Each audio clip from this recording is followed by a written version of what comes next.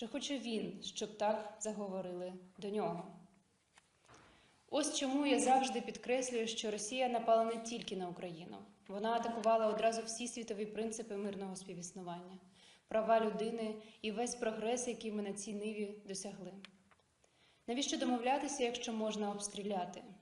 Навіщо вести діалог, якщо можна захопити силою?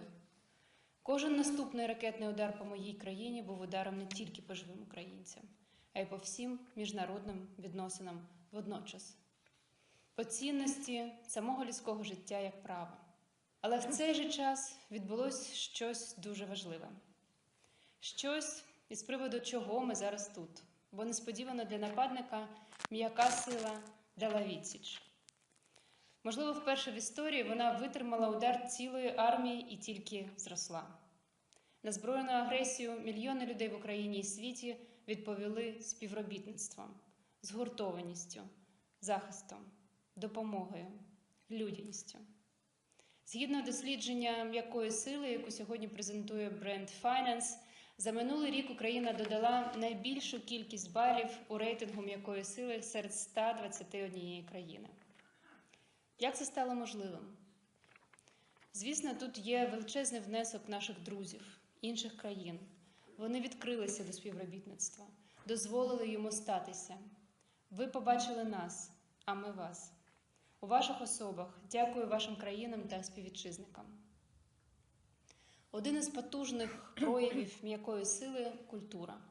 І вона теж набула нового звучання, починаючи від світових концертів на підтримку України до великого святкування сторіччя Carol of the Bells в Карнегі-Холл, коли світ дізнався, що це є український Щедрик. Так само світ наново познайомився з видатними українськими митцями, яких віками привласнювала Росія. Відкриває для себе українську історію як частину світової, а не радянської чи російської імперської. І, звісно, посланцями м'якої сили стали наші вимушені переселенці. Люди, які несподівано для себе опинилися в інших країнах і розповідають там про Україну, уособлюють її. Бо кожна країна – це її люди. Амбасадором України стала сама наша мова. Нею заговорили одночасно багато країн. Від заяв на міжнародному рівні до поповнення україномовних аудіогідів та якісних перекладів книжок та фільмів. В цей момент дехто в світі вперше з'ясував для себе, що українська – це зовсім не російська. Та всіма можливими мовами ми доносимо правду про те, що у нас відбувається. Попри війну та економічні труднощі, цього року ми були присутні на важливих міжнародних майданчиках – від полів ООН до світових парламентів, розширили співпрацю з великою кількістю інституцій. Ми дуже хотіли повернути світові і собі це порушене війною відчуття, що діалог та людяність набагато ефективніше за економічний та фінансовий примус, який використовує наш ворог. Ось чому річницю російського нападу ми в Україні називаємо інакше – річницею спротиву, солідарності, сили духу. Річницею не тільки збройного самозахисту, а й м'якої сили. Дякую за вашу підтримку і бажаю вам плідних та цікавих сесій. Слава Україні!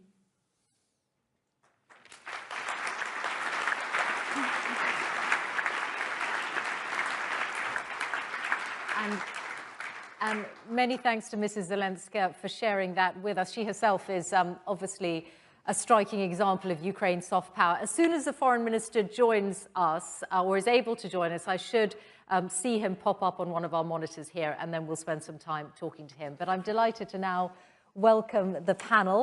Deborah Bonetti, who's director of the Foreign Press Association here in London. Its members come from about 250 outlets, I think, across 60 countries. And she herself is a correspondent for Il Giorno, the Italian newspaper, and has written a book about Brexit. Andrew Neil is well known as a former editor of the Sunday Times, former BBC presenter and interviewer, long-time political commentator. That hasn't, I don't know when that began, but it certainly hasn't ended. I can't remember either. He has his own interview show on Channel 4, and he's the chairman of the weekly news magazine, The Spectator. Nusar Yassin is a YouTuber, social media influencer with a huge global reach, 20 million followers on Facebook. Yassin, I counted yesterday, 11 million subscribers to his YouTube channel. He's on pretty much every other platform as well. Videos on many topics. I think if there's one word that links them, it's probably positivity, but you do feature a whole range of content. And he grew up in a Palestinian family in Israel and now lives in the UAE. Welcome to you all. I think we should start with Ukraine and its demonstration or use of soft power because of what we've just heard, because of the last year, because of the anniversary. Andrew, what do you make of the way that we have seen Ukraine project itself beyond the battlefield? Well, I think the war has revolutionized our attitude to Ukraine. Before the war broke out, people rather looked down on Ukraine. They thought it was corrupt. It was a kind of smaller version of Russia. It had its kleptocrats, its oligarchs, and so on. Was it really a democracy? I think some of that criticism was unfair, but nevertheless, that was the general view. But after the war, after the unprovoked invasion, our attitude started to change. It changed, I think, for two reasons. One, we saw the incredible bravery and fighting abilities of the Ukrainian army, which we didn't think it had, and it had done that, given Mr. Putin something of a shock. I think he's in for another one this spring, come the offensive.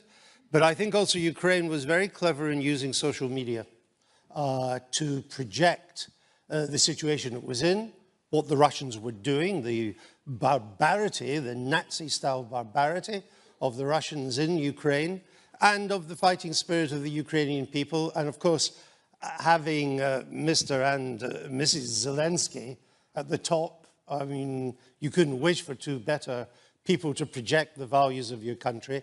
So I think a combination of Ukraine's own tenacity and its very skillful use of social media has created a revolution in the attitude. And it was helped just by the fact people don't really realize Ukraine was pretty hot on digital development before the war. There's a lot of companies had invested there, and a lot of people who knew what they were doing with digital technology, and that has come to fruition. Not as important, perhaps, as the artillery and the soldiers in the field, but important because the soft power has enhanced, I'll just finish on this, the soft power has changed our attitudes, and that has enhanced our attitude towards giving them more hard power. And one of the really interesting things, because I've had so many people tell me, well, the Western solidarity, it'll break. If it goes on too long, it will break. Well, it hasn't broken. Indeed, NATO has never been more united. The Europeans are united in helping Ukraine. Poland is becoming the country that really matters in Europe in this regard now. President Biden has been solid. America has given more help to Ukraine than everybody else put together. We are as one on this to help them see it through. So I think it's been very important. Deborah? Yes, I would like to add, we have quite a few Ukrainian journalists who've joined the FPA recently, since the war started. And what I would like to add to what Andrew just said is that Ukraine has managed to put forward one message in so many ways, on so many different social platforms, social media platforms and everything, but the message has been one. And so it has been very, very strong. It's being brought forward by all kinds of people, not just the politicians there, not just the president and Mrs. President, but also all the soft power actors, including not only journalists, but actors, musicians, you know, everybody has Eurovision last year. Yes, I mean, that was a fantastic song, by the way. And, you know, everybody has been playing towards the same goal. And I think that's really important. And just to finish, you know, the artillery might not be as strong as others, but what the soft power that they have deployed has done is that it's inspiring. It gets the heartstrings. You know, you feel inspired by watching what Ukraine has done. You want to learn more about Ukraine. You don't particularly want to learn if you just see, you know, military might. Yassin, as someone who knows all about like how to use different platforms and how to reach people, what do you make of how Ukraine's done it? Yeah, first of all, hi everybody. Nice to meet you. Wake up and let's chat. to my esteemed panelists. I hope They you were all agree. awake when we were speaking. No, they were awake. They were awake. Don't give us this YouTube bollocks here. You're all awake. First of all, everybody was like this, and then you got this. I look forward to agreeing and disagreeing with you guys very soon. Okay. So I'll tell you a very honest story. Okay, when the war broke out, my first impression was, this is not my war, right? I'm from Israel and Palestinian. That's my war for 75 goddamn years, right? So I felt super occupied, and I didn't pay close attention to it. Then I went to the Grammys in Los Angeles or Vegas or whatever. And then there was Lady Gaga performing, Justin Bieber performing, and then in the middle of their performances, President Zelensky shows up. I was like, wow, that's really odd. Like, where did this happen? How did a president of Ukraine show up to the Grammys? And that's when I realized they're really good at soft power. Then I went home and I opened my TikTok, and I saw a Ukrainian teenager just like pointing at their destroyed house. And that's when I realized, oh my God, this is a real thing. So thousands of journalists, thousands of BBC That's what we journalists. did too, didn't we? Yes. We went home and opened our TikTok. I and thought, didn't "This is a realize real there war." was a war till I looked at TikTok. But me once neither. it was confirmed by TikTok, Yeah. with its wonderful Go on, you curation, said- and the, Hold on, and the Chinese government has said it was all right. Journalists like Then Andrew we're spoke fine. about it for hours and hours, and I didn't listen. Somebody on TikTok spoke about it for 10 seconds, and I listened. So, Why is that? hang on. So that reached you in a different way. Yes. And there'll be millions of other people, obviously, like you, who were reached in that. No, not in that millions. way. I'm so sorry. This is what, 300 Billions. people? Twitter is what, 300 million people? Facebook is 2 billion goddamn people. BBC has what, 10 million followers? That's cute. But sorry, no offense. He doesn't work there anymore. I'm sorry, I respect you a lot, guys, everybody. But what I'm saying is the scale of Facebook and TikTok is unprecedented. 2 billion people going on Facebook every single day. And if you are not controlling the conversation on Facebook and TikTok, then what the hell are you doing? What are we doing, Andrew? Sorry. How many goddamn people follow you? Only 1.3 million. Okay. Sorry. This could be just a battle of the followers, which obviously we don't want it to be. There are many ways to reach people, right? I think we can all agree with that. I think one of the interesting things, Andrew, is that actually they have been, as you say, and perhaps we'll talk about this. Hopefully, if we get to speak to the foreign minister, we'll ask him about how long and how much of a strategy this has been for a long time. But don't you find yourself looking back now to 2014 and thinking, why didn't we wake up to all of this at that point? Well, there were some people who said we should wake up. But I'm afraid President Obama sold the pass because we needed America to take the lead, and he didn't take the lead. And at the time, Europe Germany was still in this bizarre situation where he thought if it bought Russian gas, it could control Russia, its worst instincts, and so on. French foreign policy was still that it could deal directly with Russia, one-on-one. French have always felt they had a special relationship with Moscow.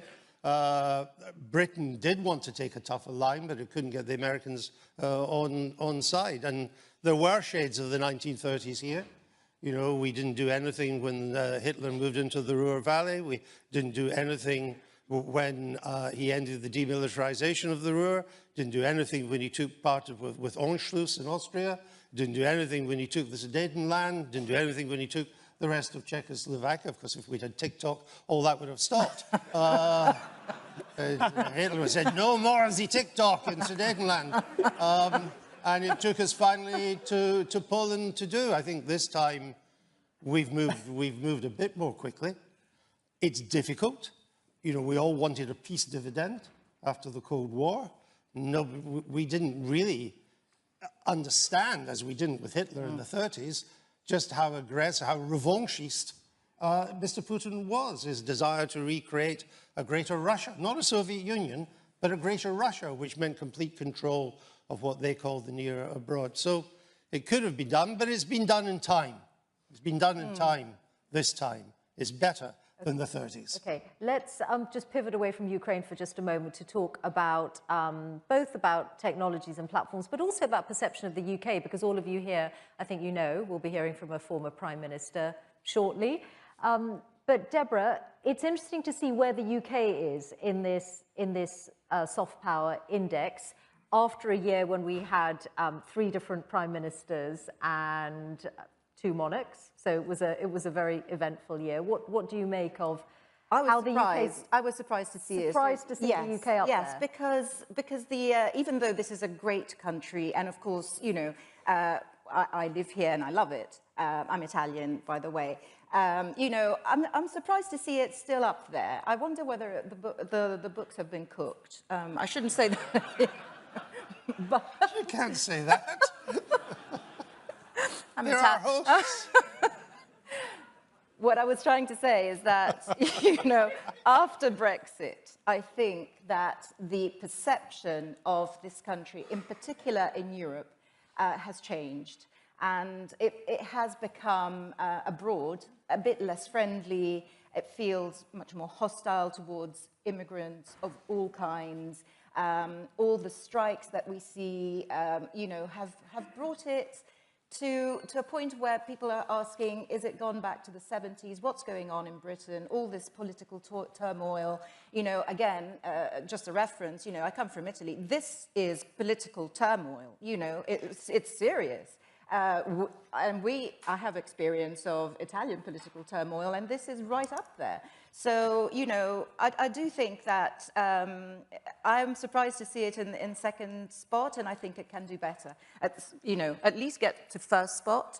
But That's impossible. if the books are, You can't take the US. No, well, exactly. I don't know if the perception. Deborah, may I say that maybe your sense is slightly out of date in that political turmoil in the, you know, in that very turbulent period, no doubt was the case from the summer onwards and before, that perhaps we're now at the start of this new year in a slightly different place, including with Brexit. Well, including with Brexit, Northern Ireland Protocol is still not solved. We call it Windsor Framework now, but that's still not, it hasn't gone through. Are you still awake, or shall I do a TikTok? I'm totally awake. Okay. We need the Windsor Framework TikTok. I'm sure it exists. Guys, Yes. very interesting. Yeah.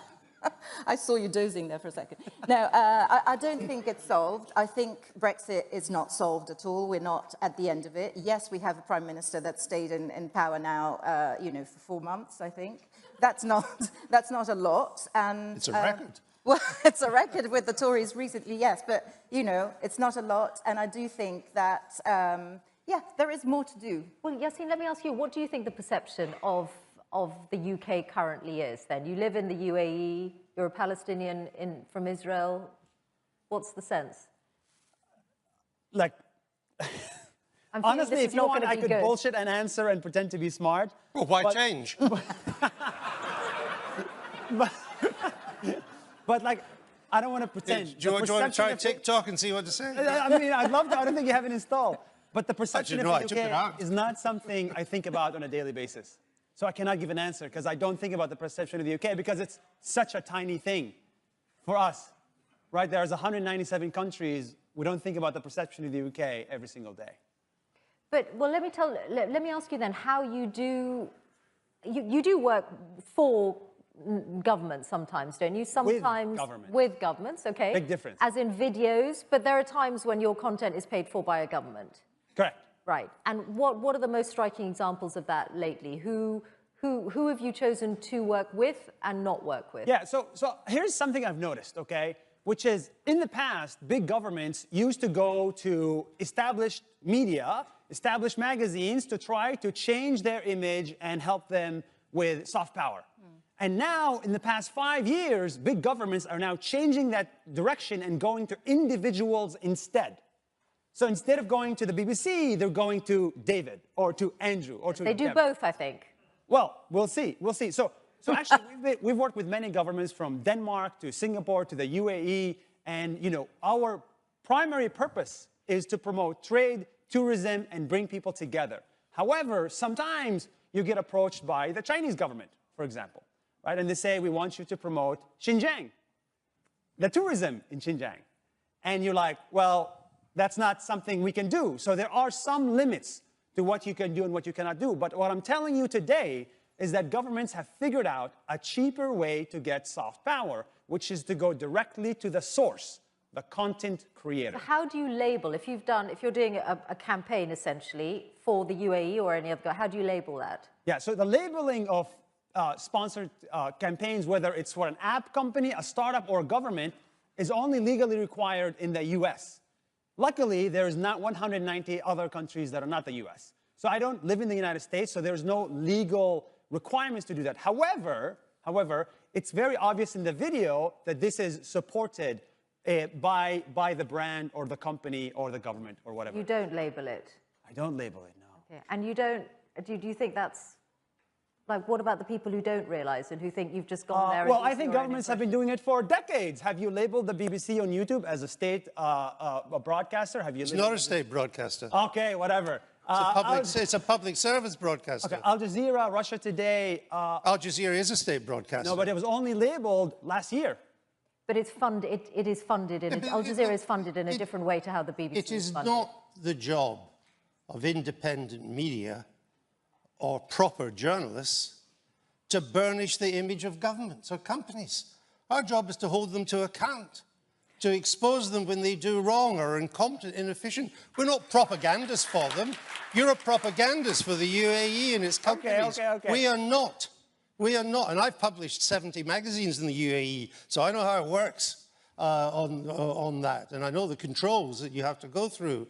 Our job is to hold government to account. I can never remember the government coming to me, whether the BBC or The Economist or the Sun Times, The Spectator, asking me to improve their image. Can I respond? Because they know that the first thing we do is government approaches media to improve image. We're not doing But it. you might have run ads. I'm sure you did run ads.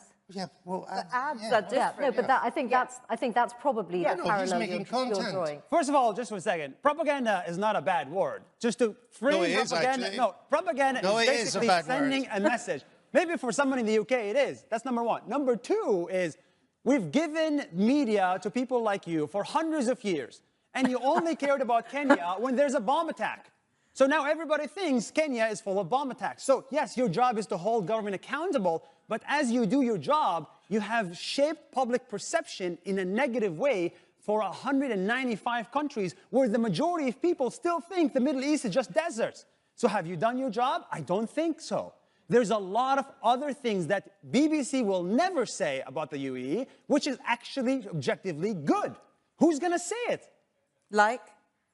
Yeah. Okay, 25% of the UAE's electricity comes from nuclear energy now, which is sustainable energy. Let's say Yassine, there's no reason that wouldn't be covered on the BBC. Yeah. But I've reported on that, and one of the reasons I reported... And how many views did it get? No, that's right. You reported hold on, that, but look, who listened? you've raised an example. But who listened? The fact that the UAE has invested in nuclear power, it is done so that it doesn't have to use its fossil fuels to generate electricity. The interesting thing, too, it also links it with desalination, because nuclear power depends on a load factor, and desalination, you just keep on doing the same thing all the time.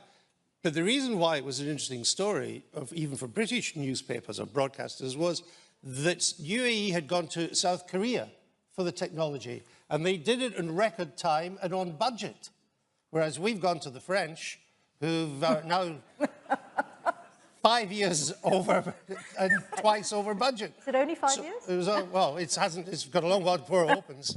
They haven't opened the one in Helsinki yet. So these were stories that are all done. These are, and the idea that the whole world thinks that the Middle East is just a desert is complete nonsense. The UAE itself is packed with international media. It's got its own media center where you get a special license to operate from the government. Deborah, I just want to talk about a different part of the world, which is Europe. You're Italian. You can see in this soft power index that Germany holds a very strong position, consistently strong position. What do you make of overall European media outlets, and to what extent they project a global reach for their individual countries? Well, the difference between the UK's position towards international media and the general position of many European countries towards international media is completely different. So I think that soft power, apart from what he's been talking about, which is more sort of ads in my mind and not journalism, and I'm not, you're not posing as a journalist, so that's absolutely fine. But as a journalist, you do have to filter, you do have to do your job. And so the best way to do that is to have access. And if a country is interested in sort of, projecting its soft power, it really needs to welcome international media as well as its own. This country is still not doing that very well. And I do think that the problem for most of us here, and basically the Foreign Press Association here in London is the biggest in the world, and it's the oldest. And there's a reason for that. It's the biggest because this country is interesting to so many other countries abroad, and also because it's the oldest because right from the start, 1888, by the way, that was when it was founded, people started arriving here to try and cover Jack the Ripper stories, and they couldn't get anywhere. And so they got together so that they could have a little bit of leverage with the various... Sorry, so you think the UK is not welcoming to international media? No, not particularly. I'm not saying it's not No, but in what way? Explain, I'm very surprised. Yeah, well, we don't get any kind of automatic access, which is what you get to government briefings, it takes a lot of grafting from the FPA and also from individual journalists who want to get, who want to write, for instance, a profile of Keir Starmer. That's difficult to get if you're an international journalist. If you're a British journalist, no problem whatsoever. And I'm not casting any shade on... I'm not so sure about that. Well, okay. No, I don't want to cast any shade on the Labour government. Try getting an interview with Boris Johnson, who's coming up shortly. Yeah. It's the only reason I'm here. I thought I might grab him for an interview on the way up. Can I just pick up on something that was said earlier about Britain and soft power? I'm not in the least surprised that Britain is second only to the United States in soft power. This country has been a soft power superpower for many, many years. It's just the British are so down on themselves, they don't realize it. And one of the reasons it is because it's so broadly based as a soft power superpower. It's across the whole range of creativity and of audio-visual activities. It is true that the past couple of years have not done much necessarily to enhance Britain's overall reputation, but I would say two things about that. One, perception lags reality. And it may be that the global perception of Britain is still a couple of years out of date. That may be one. But I think the other reason is that the reason why this country is so highly regarded as a soft power is really nothing to do with politics at all. It's much more cultural, musical, movies, television, culture in the broadest sense, popular, and see, royal family, all the rest of it. I think it's not the BBC. Well, that's media. And I think that our media is a crucial part of our soft power, our broadcast and our print and our digital media. And at the same time, I might just give you two figures. There are now more Hollywood blockbusters made in Britain than there are in Hollywood now. And as of October of this year, there will be more television and film studio space in Greater London than in Greater Los Angeles. That's soft power. Okay.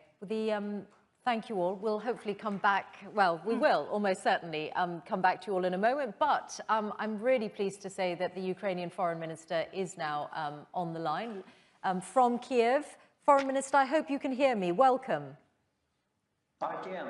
I'm happy to be with you. Thank you very much for taking the time to be with us. So we've already talked about Ukraine's position in this year's Soft Power Index and about the striking way that you have used used social media and fought a battle essentially for the perception of Ukraine beyond the actual battlefield.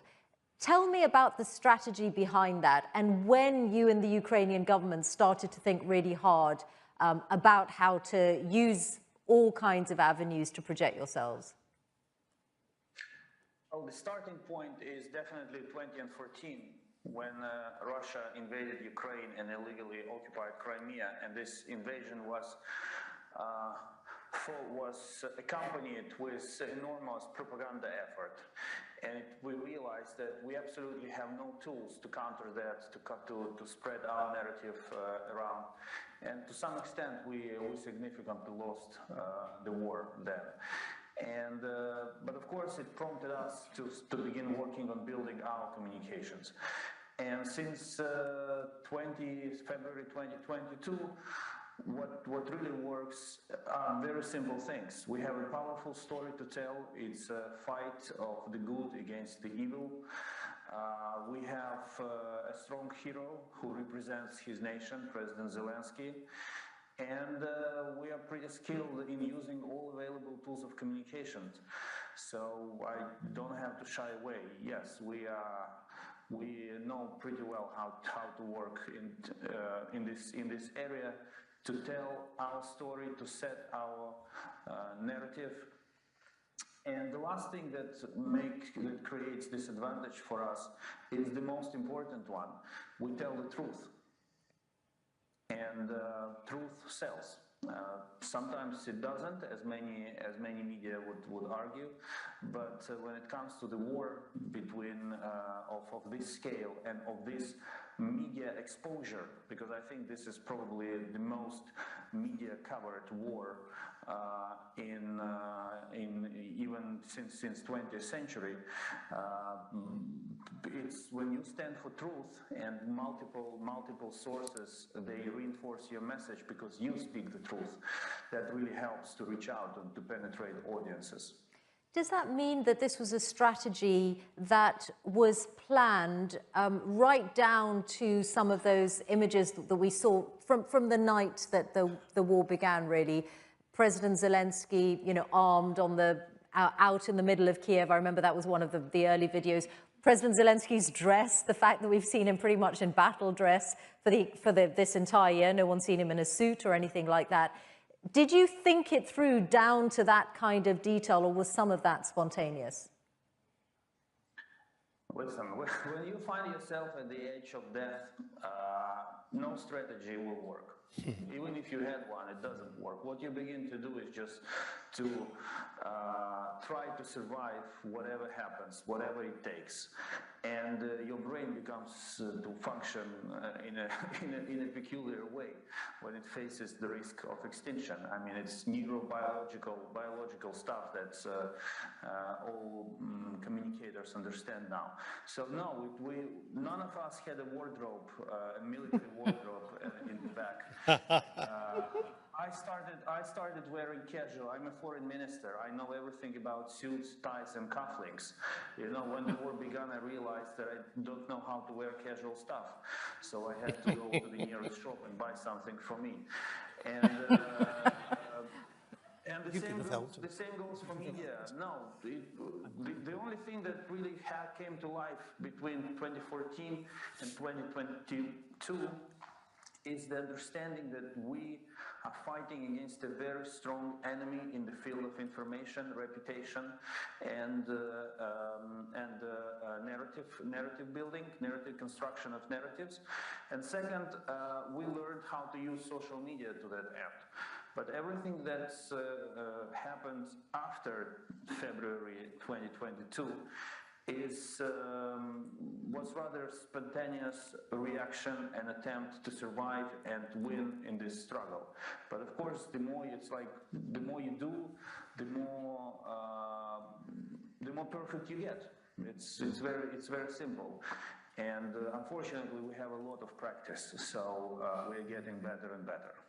There is quite a striking difference in successive polls in the way that you're perceived by European and American citizens, you know, who are strongly in support of helping Ukraine to win the war, and when the citizens, you know, people in India, Turkey, or China, for example, are questioned to the extent that that's possible about their perceptions of Ukraine. They're much more likely to say, if Ukraine ends up ceding territory, so be it.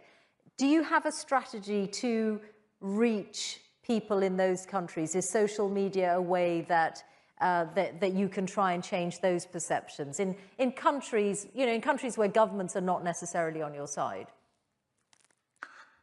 I have 3 simple rules that I personally try to follow in my communications with what is called Global South usually. But before I mention them, I want to say one thing. Global South is more nuanced than than it might appear. So there is kind of a broad notion, a perception that Global South is against Ukraine, Global South is with Russia, or it's hesitating, it's somewhere in the middle. It's far more nuanced because every country is to some extent an island, and every country is special, and you have to look deep into that country to understand the audience and how to work with it. When I did my Africa tour and saw everything with my own eyes, and I spoke with the people, when I did my visit to Cambodia in Asia for the ASEAN summit and had an opportunity to speak with a lot of people from Asia, in the end, everything I'm trying to communicate to them can be boiled to 3 things. First, you have to speak with them. The more you speak, the more familiar they get with the issue, and the more colorful it gets. It's not just a black spot, something happening over there. Second, you have to speak with a lot of respect. Most of these countries are traumatized with their own history. For them, Europeans messing up among each other, is an issue, because historically they were always paying a price for that. So you have to treat these audiences with a lot of respect and do not take anything for granted. Sometimes you really have to start with an alphabet, to build the story. And finally, what really works is, putting them in our shoes. Basically, when someone tells me that Ukraine could concede a part of the territory in order to stop the bloodshed and end the war and make life easier for everyone, you don't have to go into a lot of politics and historical context and explain why it doesn't work. What really works is just to say, are you ready to concede a square kilometer of your own country to your neighbor, simply because your neighbor decided to take that square kilometer away from you? The answer is always no. As of now, I have not met anyone who would agree to concede his territory to the neighbor. So if it doesn't work with you, why do you think you have the right to advise or to base your argument on this when it comes to us? We can see, not just from you, but from other members of your government and the Ukrainian people, the will and the determination. But as we go towards the spring and as you look towards the rest of the year, what do you think are going to be the most difficult moments and issues for your country? The most difficult thing is to set the narrative straight and make it a mainstream narrative that the war is a sequence of battles. You can lose one battle, you can win another battle, but what really matters is that you win the war. And every time we are less successful on the front line, we see the spike in discussions. Okay, maybe it's time to sit down, maybe it's time for Ukraine to make concessions. Oh, they're not capable of doing it, this is not going anywhere.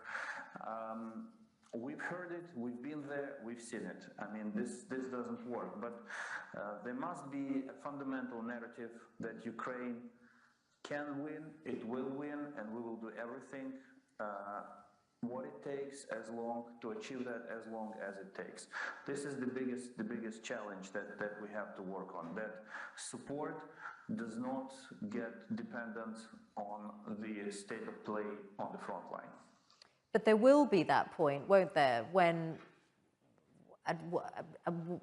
we don't know at what point militarily it comes, where you most likely do end up across a negotiating table from the Russians. Is it the case that you want to be the ones who say, yes, we've reached that point, rather than have allies or enemies telling you that this is the time? Yes, and I think we have achieved that. Because if you listen carefully to the messages coming from our key allies and partners, they all say it will be Ukraine who will decide when to sit down with Russia and on what terms this kind of talks should be based. So we've done that. But this narrative, it can be shaken up by developments on the front line, and also by domestic political developments in respective countries. So that's why I made the point that I made, that we have to ensure that this narrative remains rock solid and consistent, and people base their policy and their decisions on these fundamental points. Ukraine will win, and it will be for Ukraine to decide what victory means. Okay. And just finally, back to the soft power thought. Do you see your use of soft power, use of social media, as an important way to nudge even allied governments? And I'm thinking particularly of the way that when the whole debate about the tanks was raging and the German government hadn't yet committed, it was quite striking to see how many German citizens were saying, "Free the Leopards, send them to Ukraine." Absolutely. We all live on social media. I mean, Listen to him. We may recognize it or not, but both the people and politicians, we are all on social media. This is the statement of fact. And of course, this is why the social media matters so much. And social media is actually a separate battlefield. If you are to seriously fight on that battlefield, then social media is a separate battlefield, because what works on Facebook doesn't work the same way on Instagram, not to mention TikTok and other stuff. Yeah, these things have to be taken absolutely seriously. They are, like in Africa, for example, I asked one politician, who would, do young people still listen to chiefs of tribes they come from? And the response was no, they listen to WhatsApp and Instagram. That's what they listen to. This is what really matters. So when reality reaches that point, of course, you have to treat social media seriously. Unfortunately, social media, especially Meta, they and their product Facebook, I think they still have a lot of space to improve on their standards when it comes to the war of aggression, because many users in Ukraine suffer from being banned by Meta because its standards and protocol allow that. Because their protocol missed one very important point. When there is a war between an aggressor and a victim of the aggressor, these are not two equal sides.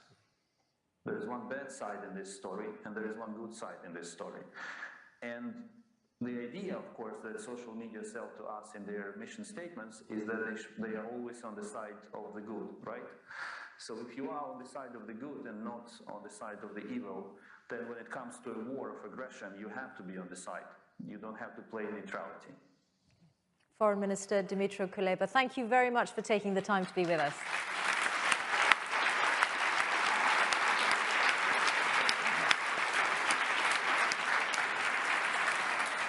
Okay. I win. Yes, see. I win the argument, Andrew. You heard the minister himself. Look, I don't know whether you were in the room or not, but my very first answer to the first question from Michel was about how Ukraine had used social media to enhance its reputation and bolster its hard power. Social media. The minister just confirmed that there. What bit did you miss? Oh, I missed the bit where we downplayed the role of social media as the TikTok. When you were saying the TikTok, if TikTok was there, we could have avoided war. That was just taking the piss out of you. It's a well-known part of British soft power. But Yassine, the minister was also making the point about values and judgments and what is lacking on the social media platforms. Standards. Accuracy. Guys, if you... First of all, traditional media, traditional journalism is the Titanic. Social media is the fucking iceberg, okay? Sorry for saying the F word. I apologize. What I'm trying to say is, everybody tends to like downplay social media. There's no standards, there's no fake news, there's no journalistic integrity. When in fact, the power of the crowd in giving you all sides of the story is unprecedented, right? When in fact, if I listen to Andrew's show, I only get Andrew's opinion or whatever the current thing is, right? But in social media, you actually get I'm restraining Andrew opinions. at this point. So what I think about social media is that it gives you diversity of opinion, which is something I assume everybody likes. It's a kind of false argument because all what we used to call legacy media is now wholly invested in social media. Every major media company in the world has a major digital play. I'm chairman of the oldest magazine in the world, founded in 1828, probably with a quill pen when it first started. We are in the cutting edge of digital technology now. Everybody, the BBC. Come on, Yassine, there's space for us all. I think we can say that, can't we? I'll give you a fun fact. BBC on YouTube has 4 billion views. Nas Daily has 5 billion views, okay? So yes, all traditional media is on social media, but what I'm trying to say here is that you're not doing it well enough, or you're not doing it as well as you could. Sitting in $1 million studio with a suit and tie does not relate to my 17-year-old brother back home. Right? So, yes, everybody's investing in social media, but who's actually succeeding? But isn't it the content, then, that you're talking about? Because when you said to the audience, wake up, hey, I'm here, it's because we were talking, especially Andrew, but I was trying to keep up with him. We were talking about serious and maybe boring things. And the news can be serious and boring. Whereas I understand that maybe your content is much glitzier, but yes. Governments hand things to you to promote. Well, first of all, not governments. I'm not a government agent, okay? Like 99% of our videos we lose money on. Okay, so how's that working for you? Well, here's the difference. I don't have everybody in the UK giving me money to fund the BBC with hundreds of millions of dollars. Last month, we had 461 million views on social media, and we made $20,000 from 461 million views. So if you're wondering, why do social media people have to go work with brands and sell you flowers and Coke and governments, is because the way media is structured today, there is no money. So we have to go find ways to make money. And you don't have to do that because the government pays for you. Great, good for you, but I have to pay for my 100 employees. Well, actually, the people pay for us. Yeah. No, you force them to pay. It's not like a donation. No, that's not the case. But I think just the final thing to say on this, at a time when we are in the middle of the worst war in Europe since the Second World War, is that if I'm Polish, close to the eastern border of Poland, and I'm worried about how things are going in Ukraine, and I'm worried that if Mr. Putin wins in Ukraine, that we will be next, that Poland will be next, I can assure you, I'm going to be listening to the BBC and not you on TikTok. Okay. okay. But they're not listening. You sounds nice, but they're not listening. The minister himself told you social media is our direct way. Yeah, but lots of different kinds of contents on social media, as discussed. Anyway, we are eating into Boris Johnson's time. Bad thing to do. Terrible. So I'm going to say thank you very much to Nusar Yassine, to Andrew Neil, to Deborah Bonetti, and to you all. Thanks very much. Thank you.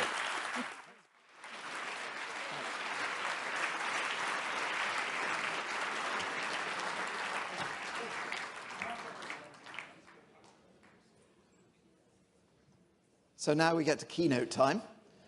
First of all, I'd like to express thanks to the BBC, who are our media sponsor for this event. Thank you. They've been very kind in supporting us with this event for the last several years, and it's great to have them. So thanks for this support. Secondly, where it comes to choice of keynote, in first year we had Ban Ki-moon, ex-head of the UN, who was obviously quite neutral. Second year we had Hillary Clinton, who obviously has a particular point of view about things. And last year our keynote speaker was Guy Verhofstadt, who some of you may know as the ex-Prime Minister of Belgium, but arch-federalist, arch-anti-Brexiteer, I have to say within Brand Finance there are slight differences of opinion about Brexit. Certain members of the fraternity voted for it. Strangely enough, more than half the population voted for Brexit, but you wouldn't know that now because nobody will ever admit to it. But the fact is that there are split opinions, and last year I succumbed, and we had Guy, who was very inspirational and interesting, and he really wants a totally federal integrated Europe.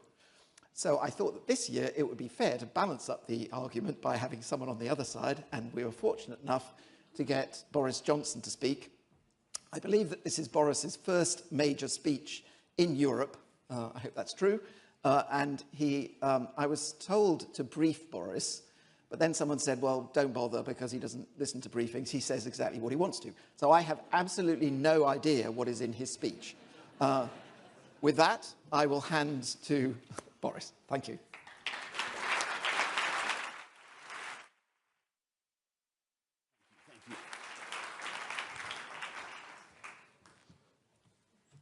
Well, thank you very, very much, David, and good afternoon, everybody. Great to be here at this Brand Finance Global Brand Summit, Global Soft Power Summit, and thank you for that. I'm delighted to be sticking up for the other point of view after Guy Verhofstadt last year.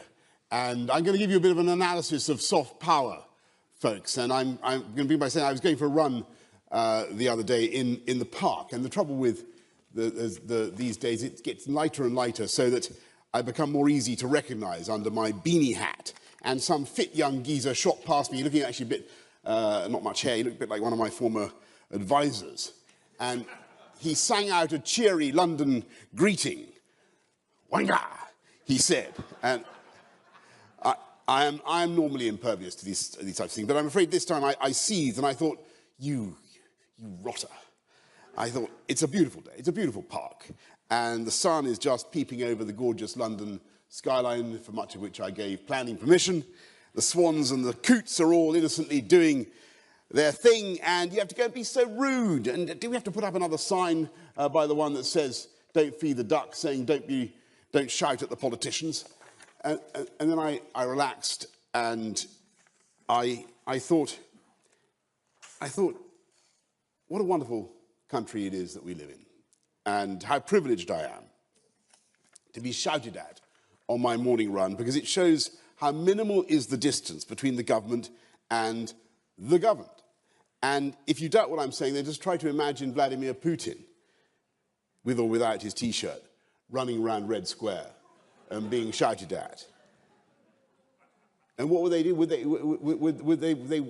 do that? Would they shout as they shouted?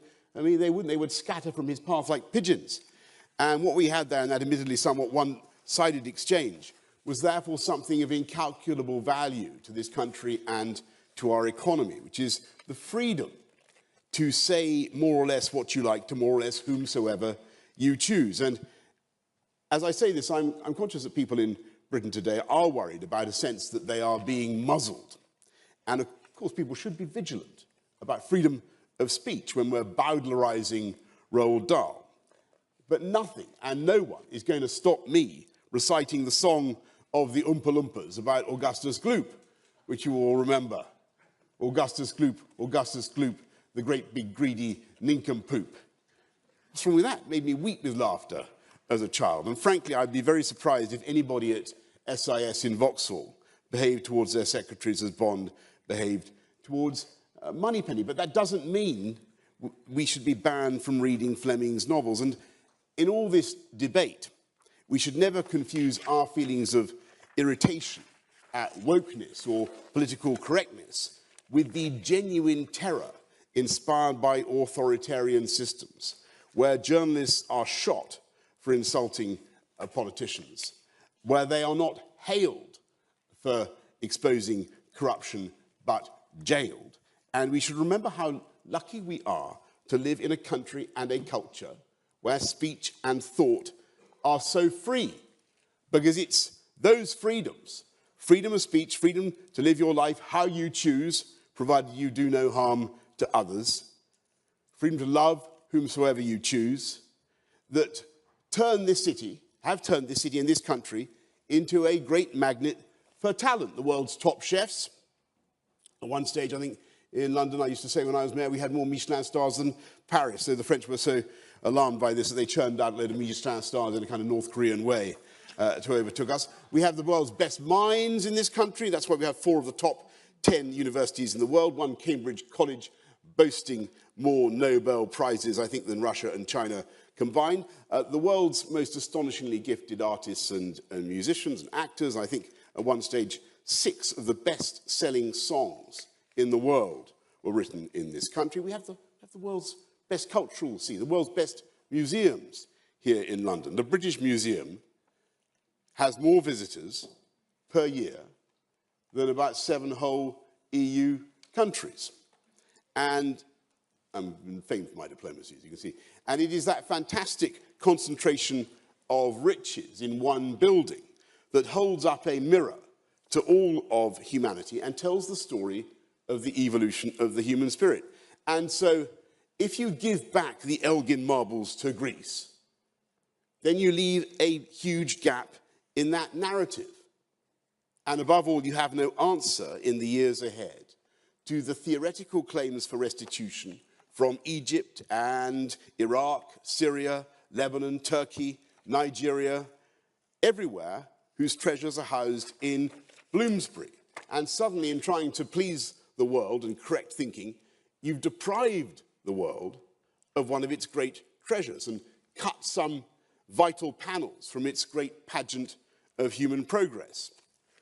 Those gods and heroes came to our country in 1812 as refugees from the Ottoman lime kiln. They were going to be melted down to make cement, and they'd become part of our lives.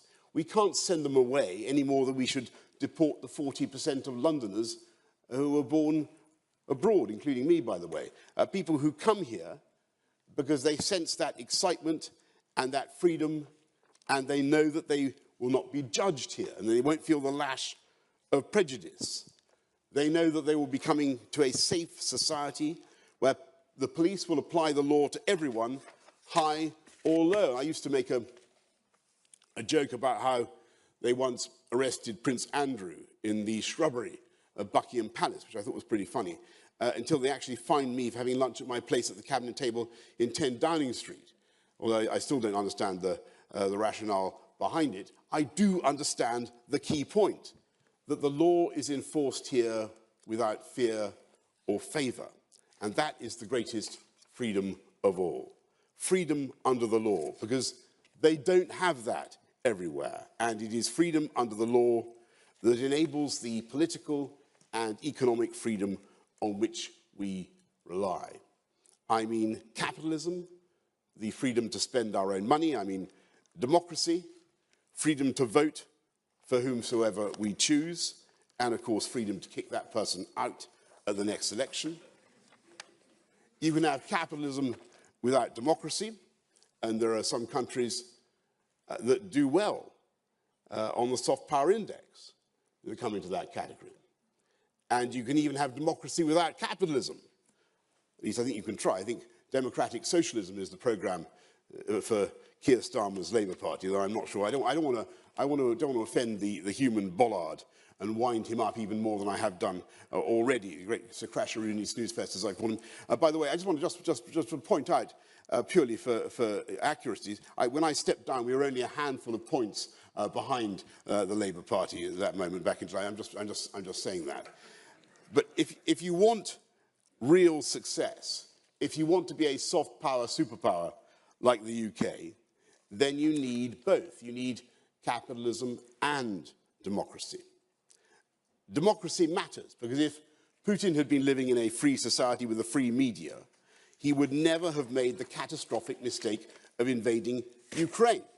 He would never have been so deluded about the true nature of that country. Imagine if we had the BBC, wonderful organisation sponsoring us today, on his case, let alone Tory backbenchers, instead of listening to a cabal of cronies.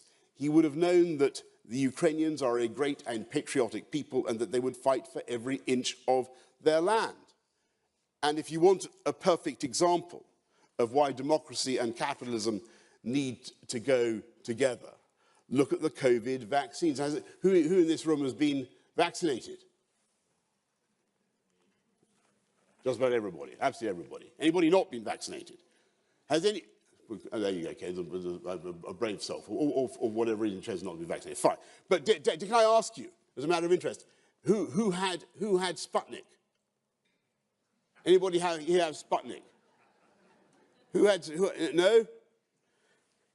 Who had Sinovac or Sinopharm? Okay, a couple. Okay, who had AstraZeneca? I did. Who had AstraZeneca or Pfizer? Like, I think, there you go. I think AstraZeneca invented in Oxford, room temperature vaccine, licensed around the world. I think it was one of the most beautiful and moving examples of UK soft power I can think of in recent years. And it's a notable fact that after all the years in which we were told you could have capitalism without democracy, it was the free Western open societies, tend to be the winners in the soft power index, that produced the vaccines that actually work. And by the way, I think everyone should feel free to point this out. I made this point in Singapore not long ago, and it was felt to be so controversial that the organisers actually had to apologise. And the Guardian said, I hope the Guardian's here, the Guardian said my speech was shocking.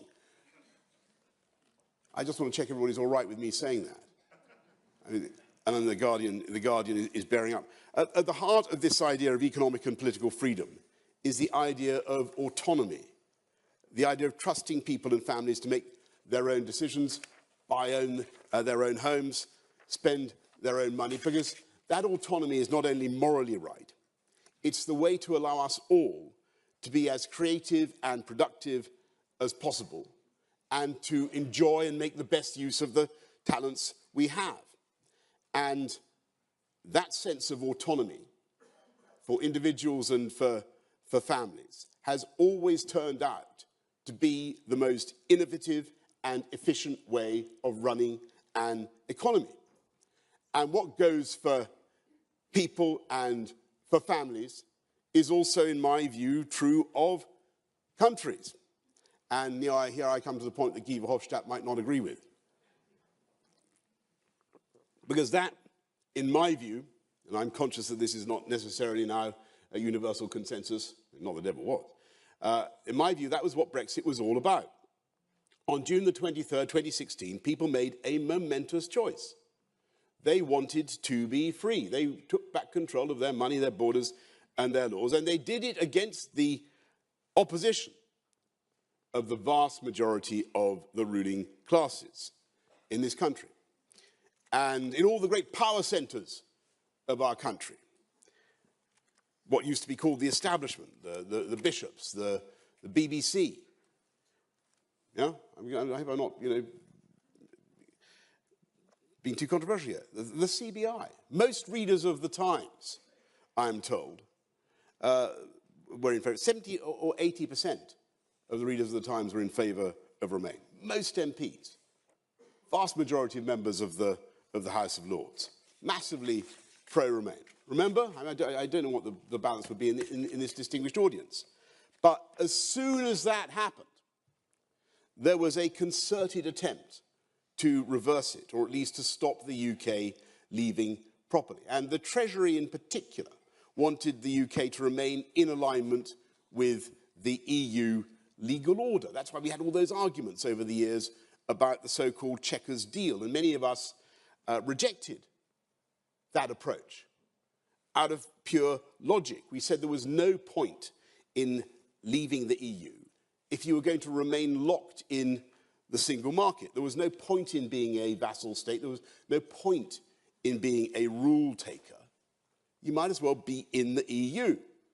So for years we fought trench warfare. People like Steve Baker, David Davis, many others were heroic.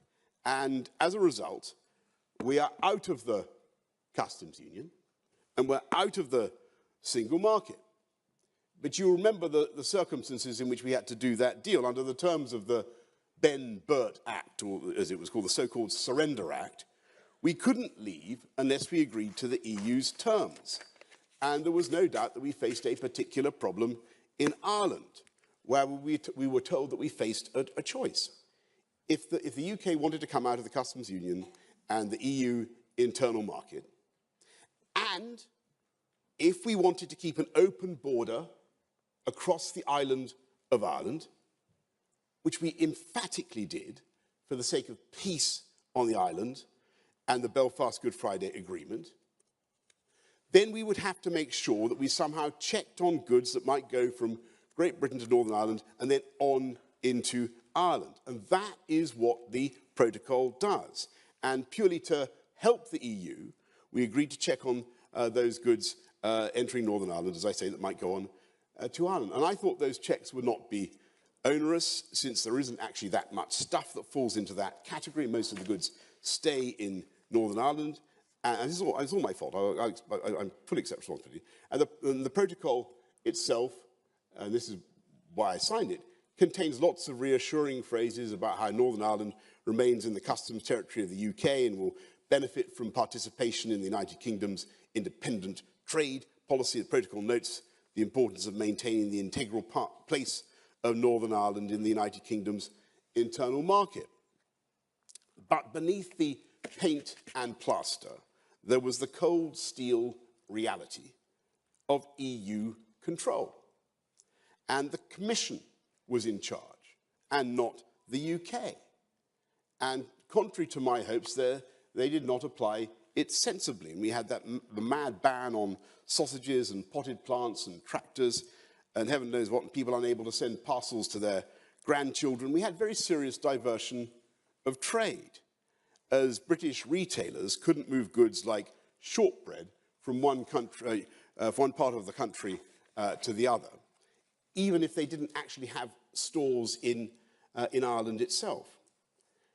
And of course, these everyday frustrations were particularly acute for unionist communities in Northern Ireland, who felt they were being cut off from the rest of the UK, which I bitterly regretted and I felt was absurd, because the large majority of Northern Ireland trade is with the rest of the UK. And the problem I had was that there was nothing legally that the UK government could do, because we'd given that power away. And that is why we had the bill, to fix it and to sort it out. And that's why I believe we had that majority of 80 seats, because I think the people of this country sensed that we needed to fix it. And that bill does fix, it's still in Parliament, it does fix all these problems. It removes any border checks down the Irish Sea. It would allow the UK to determine VAT rules in Northern Ireland, state aid, subsidies, and so on. And above all, it would allow Northern Irish firms to make goods of any kind, put them on the market in Northern Ireland if they conform to UK standards and not EU standards. So a dual standard regime was envisaged. And I don't believe for one moment that it would have necessitated checks north-south, certainly not by the UK. We would not have done anything of the kind. It would have kept and respected the balance of the Good Friday Agreement. Now, the EU did not like that bill. They did not like it because it took away their control, and above all, because it frustrated their key objective by keeping Northern Ireland in the single market for goods. And that made it much more difficult for the UK to diverge and to do things differently, because of the strains that would place on the Union. And I can tell you that in all my conversations with our friends in the EU over the years, it was that idea of divergence, that whole sort of Singapore-on-Thames concept, whatever you may think of it, it was that idea of divergence that they feared the UK actually taking advantage of Brexit freedoms so as to be more competitive. And so, in my view, they used the Northern Ireland problem as a way of keeping us more or less where they wanted. so that their system, the European Court of Justice, and all the rest of it was still glomped on and in some important respects still in charge of part of the UK.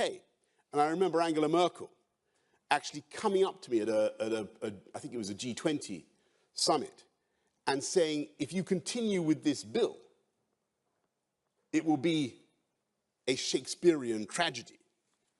Well, she turned out to be right there, though I leave it to you to work out which tragedy it was. And so I was thrilled when in June that bill sailed through the House of Commons unamended. I was pleased when the present Prime Minister and his predecessor said that they would continue with it. And so when I look at the deal that we have now, I of course have mixed feelings. I'm conscious of where the political momentum is and people's deep desire just to get on. And this has got to be about the people of Northern Ireland, the 1.9 million people, their businesses and their lives. And given that we have got rid of the bill, I can see why so many people are attracted to accepting a compromise. And I agree passionately with Sir Geoffrey Donaldson, for whom I have the highest regard, that the people of Northern Ireland need their assembly and they need their government. And it's not for me to advise Sir Geoffrey, but I hope that he can find a way of reconciling himself and his party to this outcome, which is the fact that we have, and getting back into Stormont. But, and I am conscious I'm not going to be thanked for saying this, but I think it's my job to do so. We must be clear about what is really going on here. This is not about the UK taking back control. And although there are easements, this is really a version of the solution that was being offered last year to Liz Truss when she was Foreign Secretary. This is the EU graciously unbending to allow us to do what we want in our own country, not by our laws, but by theirs. They're not scrapping hundreds of pages of EU regulations. They're passing EU law. They're passing new regulations to allow British goods to pass from one part of this country to another, still under EU law, but with what they hope will be lighter bureaucracy. 21 data points on the forms instead of 80 to be completed by trusted traders who can show the EU that they have certain assets and goods for sale in Northern Ireland, and to be prominently labelled not for EU, among many other provisions and restrictions. Look, we've got to hope that it works and genuinely reduces frictions. I'm particularly concerned that goods going for processing and manufacturing in Northern Ireland from Great Britain, goods that are part of the supply chain, seem to be going through the red lane for firms above a certain size, which seems pretty crazy and not supportive of the UK internal market. And what this will certainly not do is allow goods made in Northern Ireland to be made according to UK standards, unless they're also EU standards for sale in Northern Ireland. Or at least it is very, very unclear the extent to which that would be allowed. It's very unclear for foodstuffs, for motor manufacturing, and all the rest of it. The EU single market remains paramount. And in that sense, this deal helps to accomplish the key objective that I spoke of. And so it acts as a drag anchor on divergence, and which, as I say, is the point of Brexit. There's no point in Brexit unless you do things differently. And then beneath the bother and the hassle of these rules, you have to ask yourself the key question. Who votes for the people who decide these rules? Who votes for the people who decide how your pet dog or cat can get to Northern Ireland and back? Who votes for the people who make laws about Easter eggs or cakes or boats or any other manufactured goods? Who votes for the people who set VAT rates on sanitary ware in Northern Ireland? No one in England or Scotland or Wales, and no one in Northern Ireland. And I think there was a reason, as I say, the public voted us an 80-seat majority in 2019. And that was because they instinctively knew that we had to fix this. And that's why we had the bill. And look, get to the punchline. I'm going to find it very difficult to vote for something myself, because something like this myself, because I believed that we should have done something different. No matter how much plaster came off the ceiling in Brussels. And I hope that it will work. And I also hope that if it doesn't work, we will have the guts to deploy that bill again. Because I've no doubt at all that that was what brought the EU to negotiate seriously. And in the meantime, I will continue to campaign for what I thought of and what I think of as Brexit and the logic of Brexit. Because this is nothing if it is not a Brexit government. And Brexit is nothing if we in this country don't do things differently. And we need to take advantage of it. And we need to be seen to take advantage of it.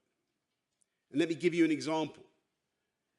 For years, the scientists have been calling for the ability to do something called CRISPR, C-R-I-S-P-R, which I'm sure you all know about, genome editing, which for some reason is banned under a ruling of the ECJ.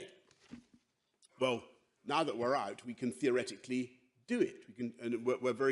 We have the capability to do it. It doesn't mean franken-foods. It doesn't mean we're all going to be attacked by killer tomatoes. It will enable us to do all sorts of things to protect crops from disease, from frost, from blight, and so on. Will we do it? Will the UK be in the lead?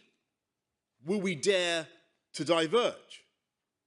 Well, we're standing on the edge of the diving board, and it's not clear to me that we are going to. And so I say to you, let's take the plunge, even if it would appear that under this deal, those British genome-edited tomatoes could not go into the making of a, well, whatever, cheese and tomato sandwich in Northern Ireland, which, as I say, is going to be, I think, is a matter for regret. So let's dare to be different and do things differently. And we should dare to be different on the economy. I know that COVID cost a fortune, and there was not much we could do about that. But we're out of it now, and there's no point now in just emulating the high-tax, high-spend, low-growth European model. We should think not about raising corporation tax, but cutting corporation tax to Irish levels or lower, and really turbocharging investment to drive levelling up across the whole country, really showing the world what they wanted to see from 2016 onwards, that we are different now, because this is a Brexit government or this is nothing. And it's because this is a Brexit government that we got the biggest share of the vote since 1979. Let me give you just some examples of the ways divergence has helped us so far. Yes, it really is the case that it made a difference that we were out of the European Medicines Agency and therefore able to get the first licensed vaccine into the arms of any patient anywhere in the world. And that meant we had the fastest vaccine rollout, and that meant we were able to come out of lockdown faster than the rest of Europe. And we staged, therefore, the fastest economic recovery in the G7, and we have today, in spite of all the difficulties, the lowest unemployment since about 1974, and we will fix our problems, we will fix inflation. I'm no doubt that the government will be successful in what they're doing in getting inflation down. And that was because we dared, that success with vaccines was because we dared to be different. And we dared to be different on AUKUS, which I don't believe the Foreign Office would ever have allowed when we were still in the EU. I don't think they would ever have allowed such a rupture with our French friends and the raucous squawkers of the anti-AUKUS caucus. And we dared to be different finally when it came to the great geopolitical crisis that frankly dwarfs everything that I've so far discussed today, in which Andrew Neil mentioned just before I came on. when it was clear that Putin really might be so insane as to attack Ukraine, we were the first major European country to send quantities of lethal weaponry to help them. The NLAW anti-tank missiles that were so important in the battle for Kiev. And believe me, that would never have happened if we had stayed within the constraints of the so-called common foreign and security policy of the European Union. We would never have dared to be different if we had remained as we were, deferential to the primacy of France and Germany on Ukraine under the so-called Normandy process of 2014. And all I can say is how proud I am that by daring to be different, Brexit Britain has encouraged now the rest of Europe to give arms to the Ukrainians. And we know, of course, that our contribution is nothing compared to their heroism. They are fighting for all of us. They're fighting for Georgia, for Moldova, for the Balts, for Poland, as Andrew rightly said, for all the periphery of the old Soviet empire. And yes, on soft power, they have the soft power. They have a vibrant, dynamic, free, open society. They have elections that can go either way. And that is what they are defending, and that is what Putin hates and fears. They have a president who is not only a great war leader, but who was once the voice of Paddington in the Ukraine, of Paddington the Bear, in the Ukrainian version of the film. So I can say, in the struggle between the Russian bear and Paddington, my money is on Paddington.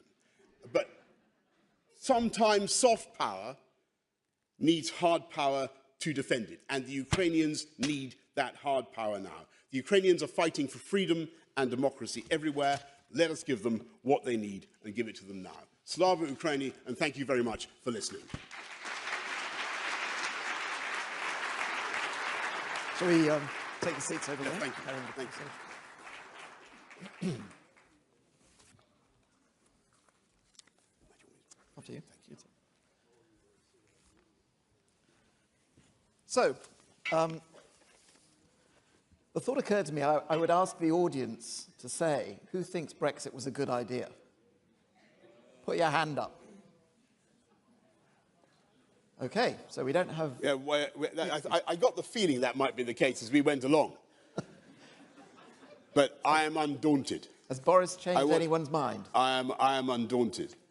Look, I mean, anyway, the problem at the moment, and it's about what we're not getting right now, is I said it several times, this is a Brexit government or it's nothing.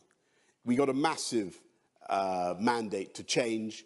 People wanted a change in their lives. They wanted to see things done differently. And, you know, I've got to put my hands up for this as much as anybody. We haven't done enough yet to convince them that it can deliver the change they want to see. And I think that they're particularly dismayed about things like the small boats crossing the channel. But they also don't feel the economic change. And so we've got to break out of the model that we're in. Based on what you've just said, you're obviously not going to be supporting the Windsor framework. Does that mean that you would expect to see I think people have heard quite enough division about the Windsor. I've had camera crews outside my door asking me all week what I think about this. You've had about half an hour of my. Nobody can say you don't know my views on this subject now, or you might. Nobody say you haven't heard my views on this subject now. It is clear that this is where people are now. And it's clear from this room that this is what people want to move on. So do you think they want to do a deal? They don't want any more ructions, and I get that.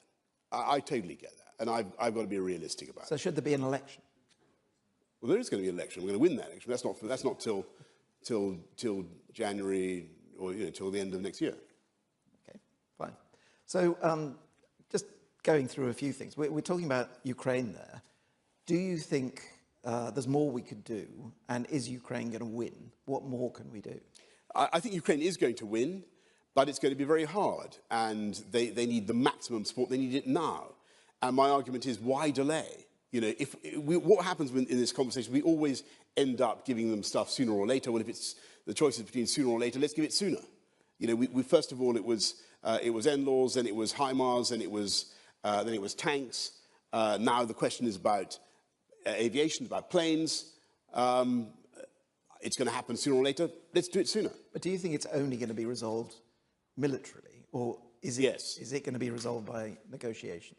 Well, look, classically, people would say this is now tragically a war in which the Ukrainians are fighting and winning this war, but they depend on the support of us in the West, and they're the heroes. They're the heroes, but they do need support.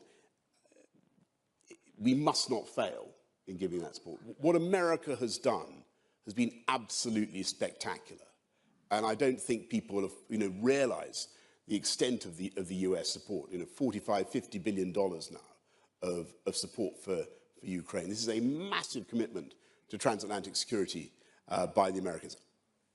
I do worry a bit that the atmosphere in Washington could change if Ukraine doesn't win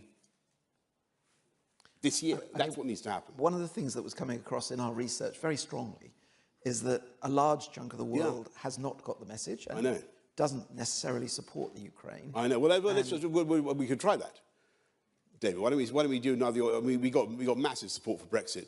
Let's see. Let's see. I mean, I thought I did pretty well considering how tough that audience was. I mean, you've got to be realistic. I had one vote in the audience at the start of the meeting.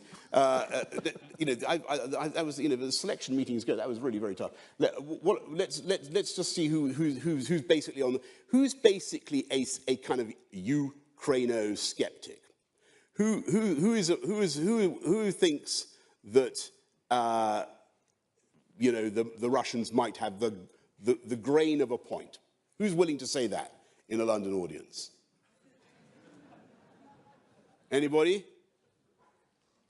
I'm not hearing. Okay, right, that's good. That's solid. Okay, well, there's solid one thing. What comes from our research is that in quite large parts of Africa, South Asia, North Asia, they're quite sympathetic. And, one of the problems could be that Russia persuades China to come in on their side, give them materials, because they feel it's the Cold War and they're being picked on. Is there a serious chance you think that might happen?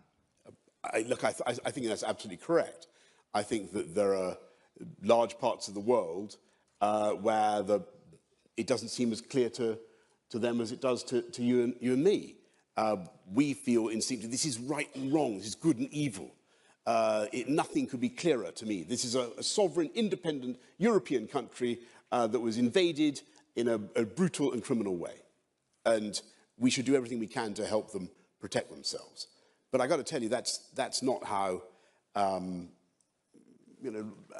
whether it's because they have governments that actually are quite partial to the idea of being able to invade their neighbors when they choose, or whatever. There are lots of mixed feelings about this.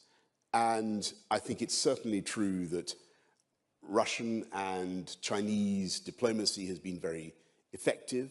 And I think I was eavesdropping on your earlier conversation. We need to do better in getting the messages across. And I think the BBC is fantastically powerful and trusted. But I got to tell you a tragedy.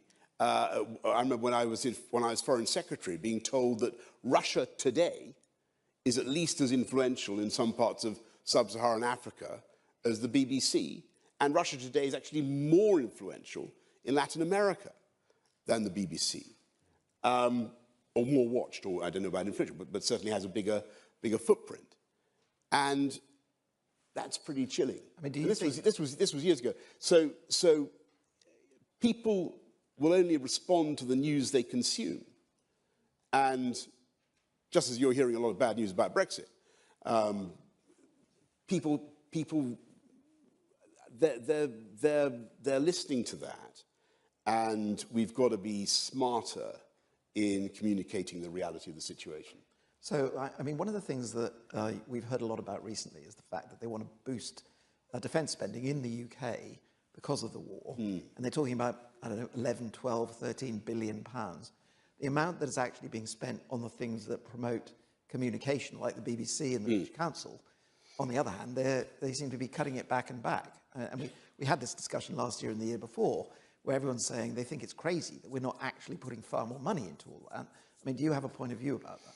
Well, the BBC gets a lot of money from the licence payer, as far as I can remember. I think the gentleman in the front row was pointing that out just now, and that's a good thing.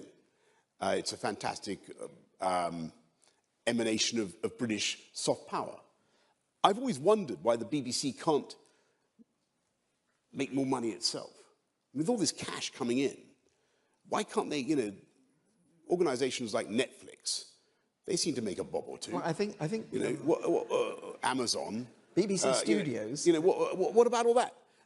We've got I think I said rather extensively in my speech, we've got the most talented media world we've got media people in the world here in London. We've got all sorts of cultural advantage. Why aren't we making better use of our talent? If you look at the BBC finances, they make $5 billion a year, and I think about 1.6 billion of it comes from media. So the people that are sponsoring us, the BBC Studios, which is the external commercial part of the BBC, is making money. It always strikes me as weird that they'll cut back the World Service, which is funded by the Foreign Office. I think they've just scrapped the Arab Service, and it's really run on a total shoestring. That's very sad. I think look, I mean, these services, I tried not to do. When I was Foreign Secretary, I really tried to keep all of that going, and as much of the foreign language stuff as we possibly could. I think that is sad. But I restate my point. When I go to BBC Studios, which I don't do as much as I used to, I can tell you for various reasons which you will know, I'm amazed at the contrast between those BBC studios and a private sector media organisation. And in a BBC studio, I love the BBC. Thank you, BBC, for sponsoring this conference, etc. I owe everything to the BBC. They launched me. Little did they know. But when you go to a BBC studio, wherever it is, some wonderful town or city of in this country, it is absolutely pullulating with people in polo necks, doing this, that, or the other. Loads and loads of people with clipboards, each knowing what their place in the hierarchy is. And that's not the case in private sector media organisations, where the cuts and the pressure, the shrinkage of advertising has been so intense that there's tumbleweed blowing down these newsrooms of some of these great local papers, and many of them have gone, and much of their business actually cannibalised by the BBC because of the way they give local news as well. So it's a great, big, wonderful thing, but I think it was the Director General himself who was overheard the other day saying what a fantastic, there you go, there's one on here, saying what a fantastic thing it was that they were able to get so much money from the licence fee. And it is. What I'm saying is somebody who has to think about asking people across the country to pay a tax which they can be jailed for not paying is use that licence fee well and use it to generate lots more income. That's what I think the BBC could do. It could be the flagship for British media around the world. It could be the great content vehicle for all the private sector companies, all the private sector media. It could be the dreadnought that sails the seven seas for the UK and gets our message across. But I don't know if it is doing that in the way. Can we just come back to Brexit for a moment? Yes, I don't think we've had enough about that. Come on. Clearly, I gave you about 15 paragraphs on Brexit. No, let me answer you this question. I mean, clearly, you wanted to get it done. Yeah. Rishi now thinks he's got it done. When and if that goes through, Brexit will be done. So the question then is, well, what? But it won't be. But that's the whole point. There's let me answer the question. no point in this. That was what I decided. There's no point in this exercise if you don't do things differently. If we are just going to stick in the middle lane and be a kind of relatively high tax, relatively high spend, very heavily regulated European economy. So here's my question. Yeah. What would you do different? I mean, I personally, I find it very hard to believe that we were going down to 19%, possibly to 17% corporation tax. I know. Ireland sat there on 12%. I had my fingers crossed we'd go down to 12. What I would have done, in retrospect, what I wish we'd done, and I spent an awful lot of time with my friend, the former Chancellor, now Prime Minister, trying to see, we need to set out our stall about Brexit. And what I wish we had done is put a big invest here sign over Britain as soon as we were out of COVID, as soon as it was remotely credible. I think we should have done something. We should have outbid the Irish. We should have said, this is it. Come here. We will give you tax breaks of a kind, or, So you think tax rate should be 10%? What it needed was a big sign that things were different and that the UK was the place to come to. Because what's so interesting is that I think the global audience, when it happened, thought, that's interesting. What do the Brits mean by that? What are they going to do? And we had this long civil war about what Brexit was. And we never really, but I think we haven't yet said we're doing things differently. And that's why things like the genome editing, get on and do it. Right. But what else? We've got to move. What else should we be doing? Well, are there trade deals we should be doing? Are there relationships with other countries we should be doing? Of course. But there are things you should be doing on financial services, on data. There is a huge amount that we should be getting on with, and I think that. I mean, it seems to me, as someone who did actually vote for Brexit, as you probably gathered, that people agreed with the principle and wanted to see something different. There have been several things that have been different that you just outlined, which I don't think you get enough credit for. But as you say, there is no sort of manifesto of things that would make a real difference, starting with tax. I mean, I just don't understand why they have gone for high tax rather than low tax, and I don't really know what the areas are that they could liberalise. Maybe you should set that out slightly stronger, and then people might support you. Well, I think that's right, but don't forget, it wasn't a trivial thing that we, as I said just now, we were able, because we had a different regulatory regime, and people will dispute this, but if you look at it, it's absolutely true. We were outside the European vaccines program. We were able to do things very, very differently, and we approved a vaccine faster than any other country. The Medical Health Regulation Agency, the MHRA, was able to approve, I think, both Pfizer and AstraZeneca before anybody else. I'm fairly certain of that. And that gave us the edge in rolling out that vaccination program. And that was a totally massive thing. And, it was I would say Brexit saved lives. Right. And I absolutely would. But people find it very difficult to accept that point. They say, because I think the general sort of gloom about the subject has been so intense. When you look at stuff like the chemicals regulation, the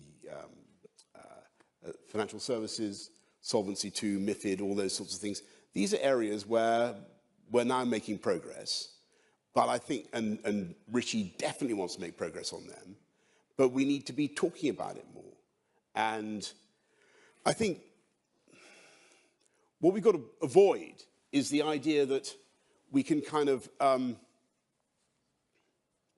make everybody love us more by sort of being more, you know, just not being different. I mean, one of the things I would like to get your view on is that now that we are not in the EU and we can do what we like, there are certain countries or blocs that we might get more friendly with. I mean, is, for example, the Commonwealth the answer? We're having a session this afternoon. Yes. And how does the Queen's death impact on the relationship with the Commonwealth? The Commonwealth is a brilliant institution, and, you know, 52 countries that have many of the young people of the world, the future markets of the world. We should be doing a lot more with it. And I don't think as a country, the UK realises what an incredible resource the Commonwealth is for us. And, you know, the French and the Germans used to say to me, God, this is fantastic. If we had something like this, we would make much, much more of it. So thinking specifically about... I think we need to intensify our Commonwealth cooperation. I always felt Commonwealth summits were just too kind of diffuse. There were not enough clear objectives, whether on trade or whatever. It was too general. We need to find a way of making the conversation much, much more action. At the moment, the debate about the Commonwealth is largely, now that it's King Charles, not Queen Elizabeth, is that going to result in them getting rid of the monarchy and it gradually diluting? No. Or do you see it as something which we can inject more into? And if so, what? I think that the monarchy, I don't know what anybody else thinks, but I think one of the most stunning thing about the sad death of Her Majesty the Queen last year was how seamless, how natural the transition seemed. I don't know whether it was just. I've got to tell you, I as a politician, as somebody who cares passionately about it all, who is I didn't know. I didn't know what would happen, and I remember being in the House of Commons when the tributes were paid to Her Majesty. How absolutely uniform and how heartfelt were the tributes from all benches, not just to the late Queen, but also to the new King, and how emphatic people were in their support for the institution. I was really, really taken. Even really quite hardened left-wingers on the other benches were very, very clear about what they thought and said and meant. You could see that they meant it. And I think that the value of the institution was really proved. So one of the things we were talking about earlier is the outstanding performance of the UAE. Yes. They are the country that has done best, seem to be making the most investment in soft power. In your soft power ranking. Yeah, yes. what can we learn from them? Have we done things that we should be doing better as a result? Yeah, well, the UAE, I think that it's an absolutely amazing country. And the UK, it's like the Commonwealth, we have total amnesia. We forget our links. And the flag actually only went down in I think the Trucial States in 1971. You know, this is a part of the world where, like it or not, the UK is deeply familiar. We should be doing far, far more. And there is a massive opportunity. And I've had a good fortune to have a lot of time with His Royal Highness Mohammed bin Zayed. I've talked to him a lot about what the UK and the UAE could do. I think what we can learn from the UAE is they're fantastic PR. I mean, the thing they did, the thing that with their space program, yep, is pretty good. I'm very keen on our space program, but it's had a bit of a hiccup, and we need to keep going. So I think much more trade. I mean, people don't know about the extent of UAE investment in the UK. It's massive, but we need to be. Well, I think a lot of people don't know about the extent of investment by the UAE in lots of things: aid in Africa, space, yes, all manner of different things. But yes. Just turning to the States for a moment. I mean, now that we are floating away from Europe, no, we're not. Well, okay, we're not. I mean, are we just? I think just back on that sort of that Ukraine point. I genuinely think it is true that we are now more influential in Europe about foreign policy because we're outside it, or outside the EU structure, than we were when we were in it.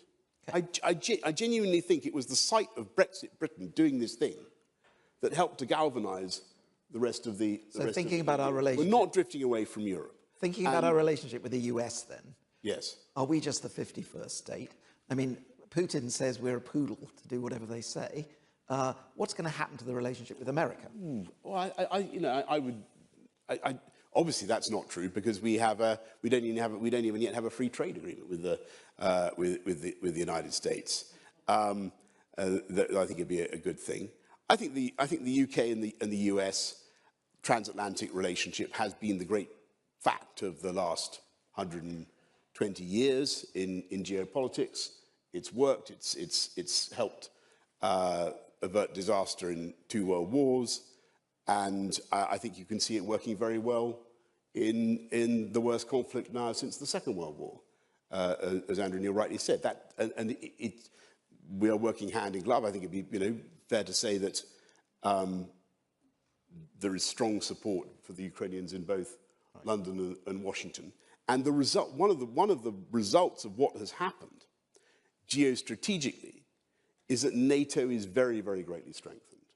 And that institution in which the US has primacy, NATO is the incarnation of US military power in Europe. But it also, and the UK is the number 2. And that organization is now immensely strengthened by what has happened. And you can see that from what Finland and Sweden are doing. But also, I think the arguments now about Ukraine are so we've got a couple of minutes left. I've just got one last question, which is really about, 10 years from now, what's your future? I mean, are you? I think. Are you going to be running for election in America? No. Well, that's an interesting idea. No, I had to give up my. I had to give up my American citizenship because it was becoming very, very expensive. Their ruthless internal tax department there. I was born in New York. So what's the next big job? Is it head of NATO? What is it? I've done a lot of big head of the Commonwealth? I've got a big budget of words I have to write, and I'm churning it out. I'm scribble. I think that I'm going to. You're returning. I'm going to get on the things I'm going to say. I obviously need to do a better job of explaining and supporting and defending Brexit and trying to get people to understand. It is clear from this wonderful meeting, which I thank you, that we need to do more on that. Right?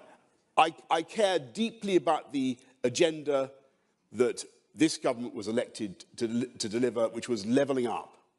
And I do not want us to lose sight of that. The UK is hopelessly imbalanced as an economy. It is quite wrong that so much wealth and productivity should be concentrated in London and the southeast, and a huge waste of human and other capital. There is a massive opportunity for us to become the richest country in Europe by a long way, if we could level up properly. And I'm going to keep going on that. And the last thing is Ukraine. Right. And I was able to build a good relationship with President Zelensky. And you're going to be doing more for you. I think it's important to campaign for that, because the point you made, David, earlier was totally right. Too many people around the world don't get it and are apathetic. And there is a risk in Washington that some elements of the Republican Party will start to go wobbly on it. And there's some sort of crazy stuff. I don't know whether you're seeing this stuff. People start saying that Putin is a conservative. Give me a break. That's a disaster. So we shouldn't expect you to be returning to the plough in Oxfordshire anytime soon. You're going to be talking at large. No. I'm definitely. You mean the plough, the pub, or the? No, the Cincinnatus reference. Yeah, no, I'm going to be taking. I think it's very, very unlikely that, you know, I'll need to do anything big in politics. And I've done a lot. I think that, you know, I need to get on with you know, trying to, I've got Making money. Well, there's that, but I've got big deadlines. I've got big deadlines and pages and pages to write. I think you should take notes from Monsieur. He'll show you how to do the social media. Is that right? It'll be a Well, I big know. star. We all need to. We all need to. Anyway, know that. thank you for your time. We've slightly overrun. Thank you very much, And, David. I think it was a thank great. you all for listening. Thank you all for. And lunch is now served upstairs. Thank you. Thank you very much.